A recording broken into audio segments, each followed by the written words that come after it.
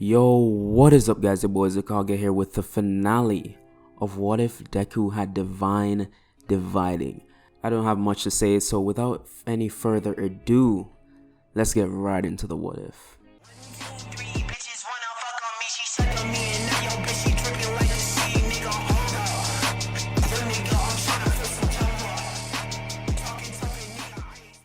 So, where we left off last time, Izuku and Class 1A started their training at the forest training camp. I mean, it's in the name.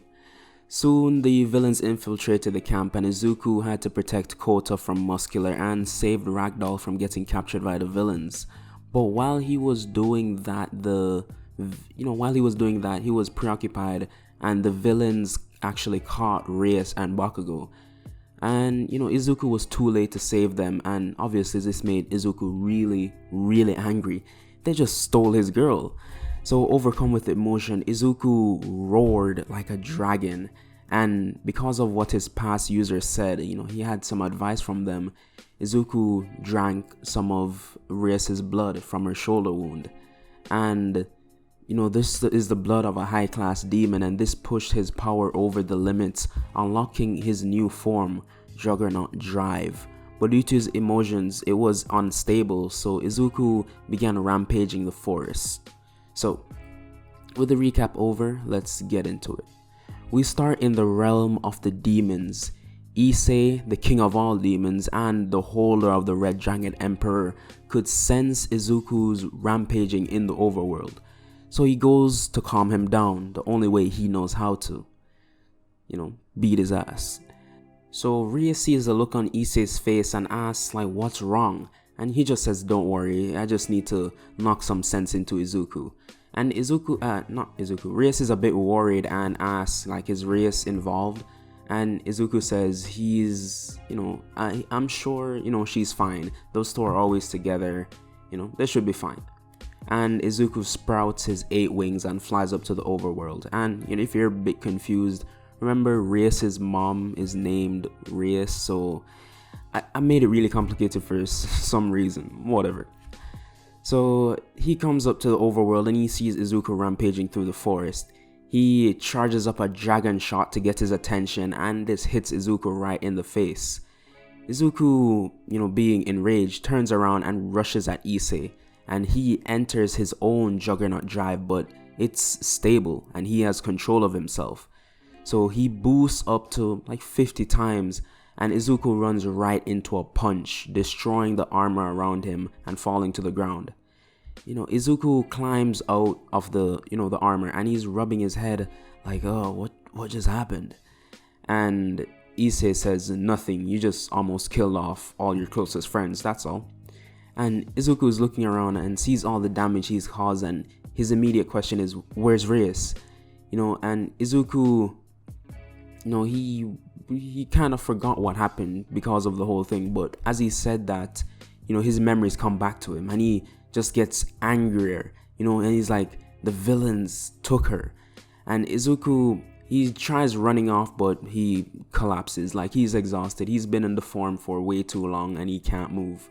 So Issei says, don't go running off. I'd do it myself, but you vowed to protect my daughter, so I'll help you out this once. So Issei boosts up again and transfers his power. And he transfers it to Izuku, and Izuku begins glowing a blue energy. And at light speed, Izuku blasts off into the air straight towards the city. Issei just watches as he flies off and he smiles and goes back to his wife and family. So Izuku is looking around the city and using his heightened sense, he could smell those damn villains from a mile away.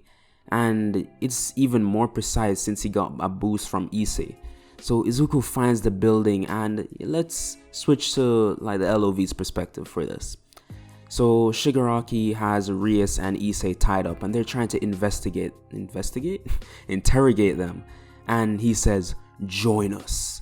And Rias starts laughing at this point because she knows Izuku's gonna come in here and just beat these guys up. And Rias tells them, you've made the biggest mistake of your life. And Shigaraki says, what do you mean? And with that, Izuku busts through the door in his full scale mail armor and he rushes at Shigaraki. using his claws to shove right through his heart, like killing him on the spot. And Kurogiri couldn't even react because it was light speed. Do you know how fast light speed is? That's the time it takes like your bulb to turn on. So just imagine that. So Izuku goes around killing every villain in the bar except Kurogiri, who manages to teleport away. And Izuku goes to untie the two, and Reyes jumps up on Izuku, giving him a hug. And he's still in his armor, so it's kind of weird, but she doesn't care. Her knight in shining armor just arrived. So Izuku goes to carry them back to school, but the last sludge portal opens and All For One walks out. He looks towards Izuku in disbelief and he says, "Is this your doing?" And Izuku says, "Yeah, you're next." But before Izuku could do anything, All Might showed up and he says, "Hold on, young Midoriya, this is my fight."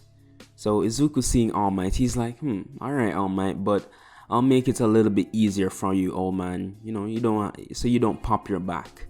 And Izuku divides All For One's power twice, then leaves. And All For One is sweating, his body feels like a ton of lead, he can barely move.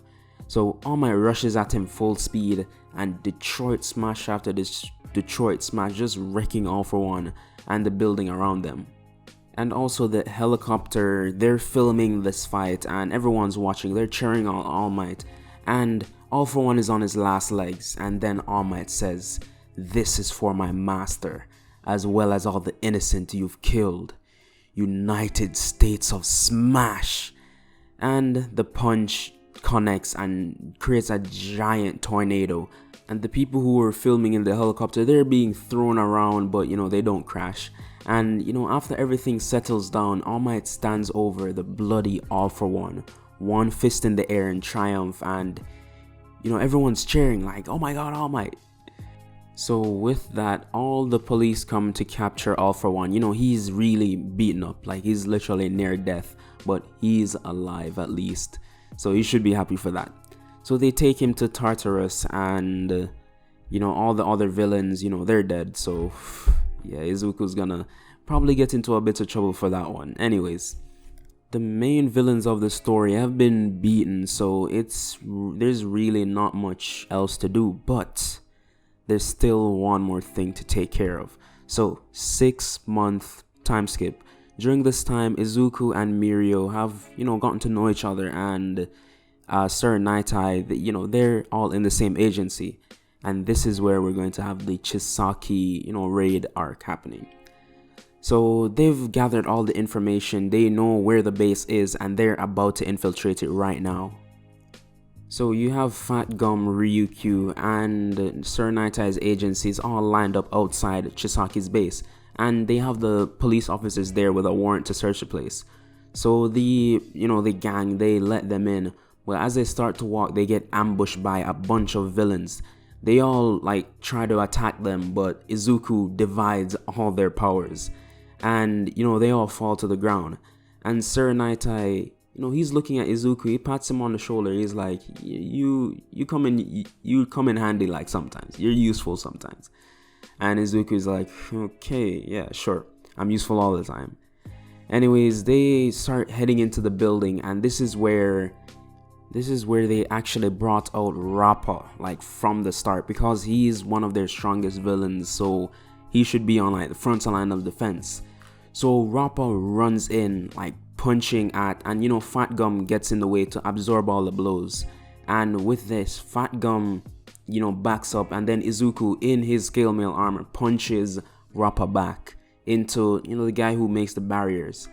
So they are knocked over, and Rappa gets up and he's like, okay, he seems like he can take a few punches, and he runs towards them, but Izuku just says, "You're getting in our way, divide."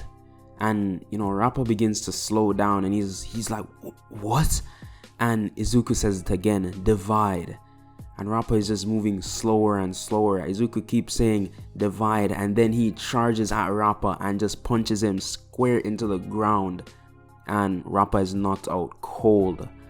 The guy who makes the portals, he sees this and he's trying to run, but Izuku gets to him first, kicking him into the wall. Then Mimic, the guy who can manipulate all the, spaces, manipulate the room. He creates like this hole, and Tamaki falls into the hole, and they try to rush in, to back him up, but it closes up behind him. So Tamaki's fight with those 3 villains, they all go the same. He defeats all 3 of them. So Izuku and Mirio, they all run up ahead trying to catch up with Shigaraki, and they do. After punching through walls and blasting them open, they finally get to where Shigaraki's holding Eri. So Mirio, using his permeation. Yeah, Mirio is using his permeation, and he goes underground, and he shoots and beats up the henchmen of Shigaraki. And Shigaraki's morphing the floors, throwing spikes at Izuku, but they really don't affect him if he just stays in his scale mail armor. So Mirio takes down his henchmen, and they both head towards Shigaraki. They rush towards him, and Izuku tries dividing his power, but he keeps reforming himself basically, so it just nullifies the effect. So Izuku is whoa, he's never seen someone basically cheat the system with his power ever before. So they rush at him. Izuku tries punching him, but he touches his armor, and the armor just falls off, and Izuku's what? And Mirio, he goes under and uppercuts Shigaraki from under the ground. He shoots up from under the ground, uppercutting Shigaraki. And while he's off balance, Izuku comes up behind him and kicks him to the side. And again, going light speed, using One For All in his wings, he goes light speed behind Shigaraki, kicking him again and again, kind of like Rock Lee. Yeah, sort of like Rock Lee's move. And this completely disorientates Shigaraki. He gets put to the ground, and Izuku and Mirio start focusing on Eri to try and get her out of the way. But while they were moving towards her, trying to get her not on their side, but trying to calm her down because she was really freaking out.